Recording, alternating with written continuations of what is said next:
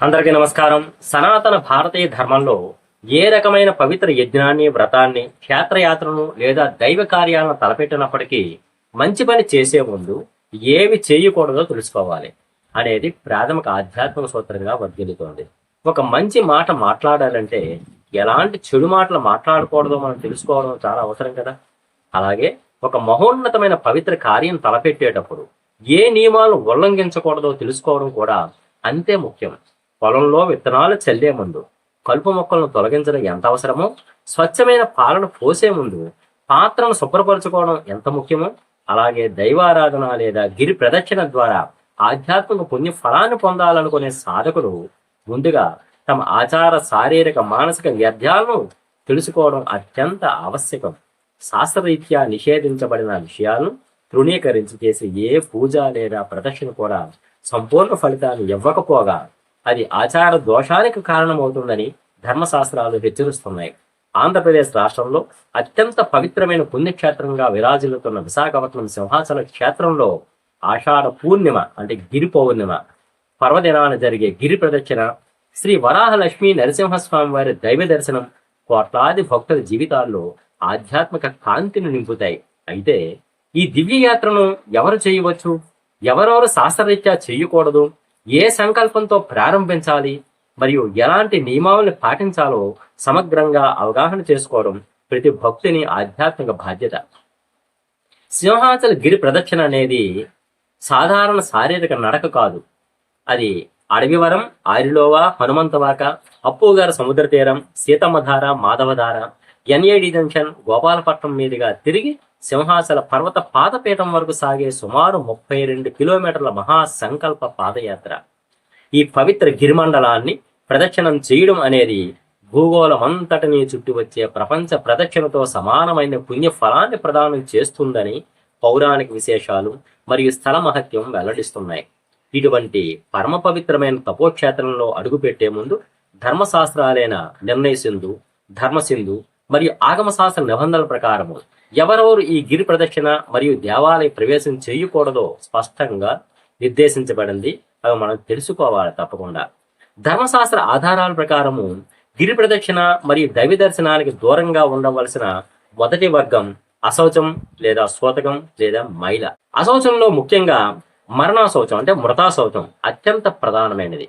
దాయాదుల్లో కానీ సగోత్రకుల్లో కానీ ఎవరైనా మరణించినప్పుడు విధించబడే 10 నుండి 12 రోజులు మృతాశౌచ కాలంలో ఉన్నవారు దేవాలయ ప్రవేశం కానీ గిరి ప్రదక్షిణ కానీ చేయడం శాస్త్రరీత్యా సంపూర్ణంగా నిషేధించబడింది. దీనికంటే అత్యంత ముఖ్యమైనది మరియు చాలా మందిలో అజ్ఞానం వల్ల కలిగే పొరపాటు పితృవియోగానికి సంబంధించిన నియమం. కన్న తల్లి లేదా కన్న తండ్రి మరణించిన పిమ్మట సదర సంతానం 1 సంవత్సరం పాటు 12 నెలల వార్షిక ఆర్థికం లేదా ఏకోదిష్ట శ్రాద్ధం పూర్తయ్యే వరకు ఎలాంటి పండుగలు కానీ, విశేష దైవ దర్శనాలు కానీ, పుణ్యక్షేత్ర యాత్రలు కానీ, గిరి ప్రదక్షిణలు కానీ చేయకూడదని ధర్మశాస్త్రాలు పండితులు స్పష్టం చేస్తున్నాయి.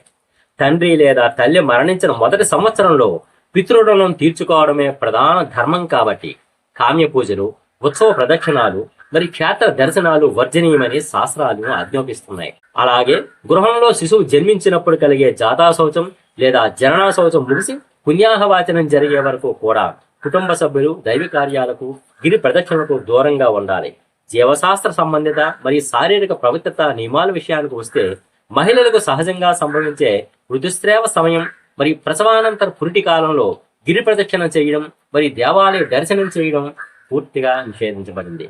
దేవాలయాలు మరియు పవిత్ర గిరిమార్గం ప్రాణశక్తి మరియు దివ్య తరంగాలతో నిండి ఉంటాయి కాబట్టి ఈ శారీరక మార్పుల సమయంలో భౌతిక ప్రదక్షిణ చేయకుండా ఇంట్లోనే ప్రశాంతంగా మానసిక నామస్మరణకే పరిమితం కావాలని ఆగమ శాస్త్రాలు సూచిస్తున్నాయి.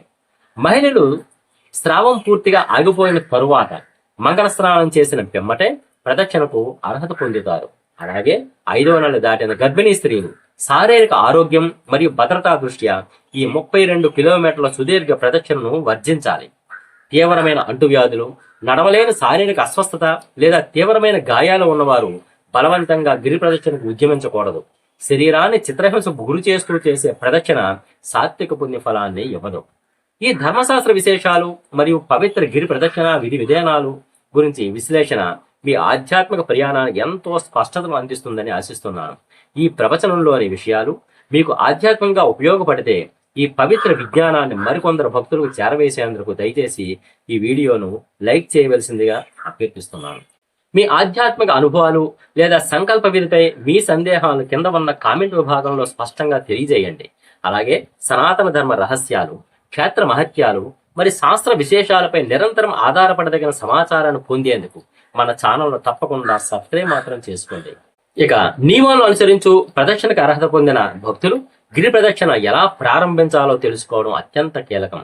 సింహాచల కొండ దిగువన ఉన్న పవిత్ర తొలి పావంచా వద్దకు చేరుకున్న భక్తులు గిరి ప్రదక్షిణను ప్రారంభించే ముందు ఒక శ్రద్ధాభక్తులతో కూడిన ఆరంభ విధిని పాటించాలి. తొలి పావంచా వద్ద నిలబడి శ్రీ సింహాద్రి అప్పన్న స్వామి వారి దివ్య రథాన్ని లేదా కొండ శిఖరాన్ని దర్శిస్తూ రెండు చేతులు జోడించి నమస్కారం చేయాలి. అక్కడ భక్తులు తమ పూర్వీకుల నుండి వచ్చినటువంటి గోత్రాన్ని, తమ పేరును బిగ్గరగా లేదా మనస్సులో స్పష్టంగా ఉచ్చరించుకోవాలి. అనంతరము సంస్కృత మంత్రాలు రాని సామాన్య భక్తులు కూడా సులభంగా సంకల్పం చెప్పుకోవాలి. శ్రీ వరాహ లక్ష్మీ నరసింహస్వామి, నా నామం అంటే మీ పేరు చెప్పుకోవాలి, నా గోత్రం మీ గోత్రం చెప్పుకోవాలి. నీ దివ్య అనుగ్రహం కోసం, నా మనోభిష్ట సిద్ధి కోసం, తెలిసి తెలియక చేసిన సమస్త పాపముల క్షయం కోసం, నా కుటుంబ ఆరోగ్యం కోసం మరియు శ్రేయస్సు కోసం ఈ 32 కిలోమీటర్ల సింహగిరి ప్రదక్షిణను సంపూర్ణంగా పవిత్రతతో నిష్ఠతో ప్రారంభిస్తున్నాను. ఈ సుదీర్ఘ ప్రయాణంలో నాకు ఎలాంటి విఘ్నాలు కలగకుండా ప్రదక్షిణను విజయవంతంగా పూర్తి చేసే ఆధ్యాత్మిక శక్తిని, నామస్మరణ ఆసక్తిని నాకు ప్రసాదించు స్వామి. ఇలా మనస్ఫూర్తిగా సంకల్పం చెప్పుకున్న తరువాత తొలి పావంచా వద్ద శ్రద్ధతో కొబ్బరికాయ కొట్టి గోవింద నారసింహ లేదా శ్రీ వరాహ లక్ష్మీ నరసింహస్వామి నమః అని స్వామివారి నామాన్ని బిగ్గరగా స్మరిస్తూ తొలి అడుగు ముందు వేసి ప్రదక్షిణను ప్రారంభించాలి. ప్రదక్షిణ సాగుతున్న సమయంలో భక్తుల ప్రవర్తన మరియు అలవాట్లు కూడా వారి ప్రదక్షిణా ఫలాన్ని నిర్ధారిస్తాయి. ధూమపానం, మద్యపానం, గుట్కా లేదా ఇతర మాదక ద్రవ్యాలు సేవించే అలవాటు ఉన్నవారు ఆ మత్తులో లేదా వ్యసనపూరిత స్థితిలో గిరి ప్రదక్షిణ చేయడం మహాపరాధంగా పరిగణించబడుతుంది. ప్రదక్షిణ మార్గం అంతటా సిద్ధులు, రేవంతులు, సన్యాసులు మరియు సూక్ష్మ రూపంలో దేవతలు ప్రదక్షిణ చేస్తూ ఉంటారని విశ్వసిస్తారు. కాబట్టి ప్రదక్షిణ చేసేటప్పుడు కోపం, కామం, ఈర్ష్య, అహంకారం, వ్యర్థమైన రాజకీయం లేదా చాడీలు మాట్లాడటం వంటి దుర్గుణాలు ఉన్నవారు భౌతికంగా నడిచినప్పటికీ వారి ప్రదక్షిణ నిష్ఫలమవుతుందని చెప్తున్నారు. నిశ్శబ్దంగా ఏకాగ్రతతో విష్ణు నామస్మరణ చేస్తూ నడవడమే శాస్త్రవిహితమైన మార్గం. గిరి ప్రదక్షిణ ఆచరించే విధానంలో కొన్ని రకాల పొరపాట్లను ధర్మశాస్త్రాలు సంపూర్ణంగా నిరాకరిస్తున్నాయి. అందులో మొదటిది ప్రదక్షిణను ద్విచక్ర వాహనాలు లేదా కార్లపై చేయడం. ప్రదక్షిణ అంటే స్వశక్తితో కాలినడకన చేసే తపస్సు. రెండవది అపసవ్య దిశ. ప్రదక్షిణ పర్వతాన్ని ఎల్లప్పుడూ తన కుడివైపును ఉంచుకొని సవ్య దిశలోనే చుట్టి రావాలి. మూడవది ప్రదక్షిణను మధ్యలో నిలిపివేసి ఇళ్లకు లేదా లాడ్జీలకు వెళ్లి గంటల తరబడి నిద్రపోయి తిరిగి వచ్చి మిగిలిన దూరాన్ని కొనసాగించడం. ఇలా చేయడం వల్ల ప్రదక్షిణా సంకల్పం దెబ్బతింటుంది. మార్గ మధ్యంలో అలసట వస్తే రోడ్డు పక్కన లేదా మండపాల్లో స్వల్ప సమయం ఉపశమనం పొంది తిరిగి నడవవచ్చు తప్ప సుదీర్ఘ విరామాల నిషిద్ధం. నాలుగవది ప్రదక్షిణ పూర్తయిన వెంటనే ఇంటికి వెళ్లి తలస్నానం చేయడం లేదా తక్షణమే గాఢ నిద్రలోకి జారడం చేయరాదు. ప్రదక్షిణ వల్ల లభించిన మహాశక్తి మరియు దివ్య పుణ్యఫలం తక్షణ స్నానం లేదా నిద్ర వల్ల క్షీణిస్తుందని సాధు సాంప్రదాయాలు పేర్కొంటున్నాయి. గిరి ప్రదక్షిణ పూర్తయిన అనంతరము భక్తులు 1000 మెట్ల ద్వారా కొండపైకి చేరుకుని శ్రీ వరాహ లక్ష్మీ నరసింహస్వామి వారి నిజరూప లేదా చంద్ర దర్శనం చేసుకోవాలి. దైవ దర్శన సమయంలో సాంప్రదాయ వస్త్రధారణ అయిన ధోతి, ఉత్తరీయం లేదా పట్టు వస్త్రాల్లో మాత్రమే ఆలయ ప్రవేశం చేయడం చాలా మంచిది. పవిత్రమైన సింహగిరి మార్గాన్ని గాని ఆలయ ప్రాంగణాన్ని గాని అపవిత్రం చేయకుండా శౌచాన్ని పాటించాలి.